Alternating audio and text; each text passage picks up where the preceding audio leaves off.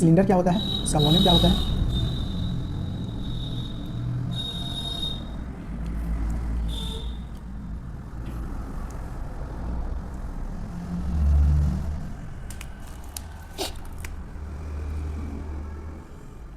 ये हम लोग का सिलेंडर है।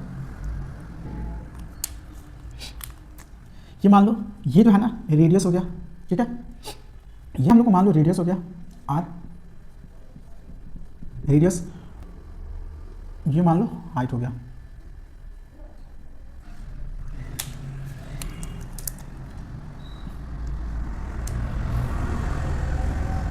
अब देखना ये जो सिलेंडर है ना, देखो नीचे इसका बेस जो होता है ना वो एक सर्किल होता है, क्वाइन, ठीक है। अब देखो क्वाइन को, कुछ क्वाइन को तुम लोग ना 10 ले लो या 15 क्वाइन ले लो, एक के ऊपर एक रखोगे ना तो वो सिलेंडर बन जाएगा, ठीक है। तो अब देखना इसका वॉल्यूम क्या होता है।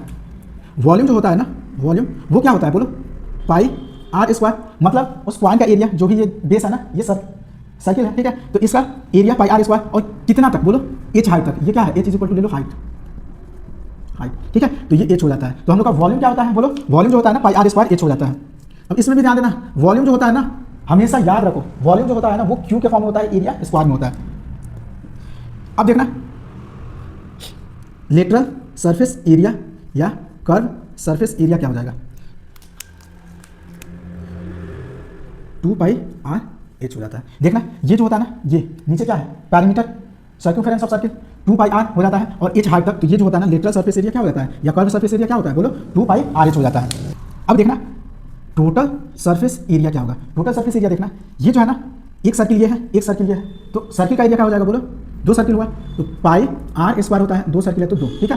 प्लस अब देखना इसका सर्कमफेरेंस क्या होता है, 2 पाई आर, ठीक है। तो 2 पाई आर ले लो, और कितना एच हाइट तक है ना तो एच ले लो। अब इसको जब तुम लोग सॉल्व करोगे ना तो 2 पाई आर कॉमन ले लो तो आर प्लस एच हो जाता है। तो ये जो होता है ना ये टोटल सरफेस एरिया हो जाता है। तो टोटल सरफेस एरिया क्या होता है बोलो, ये हो जाता है टोटल सरफेस एरिया। मतलब हम लोगों ने देखा वॉल्यूम जो होता है ना वो होता है pi r square h, lateral surface area या कर्व सरफेस एरिया जो होता है ना 2 पाई आर एच होता है। टोटल सरफेस एरिया क्या होता है बोलो, 2 पाई आर प्लस एच होता है, ठीक है।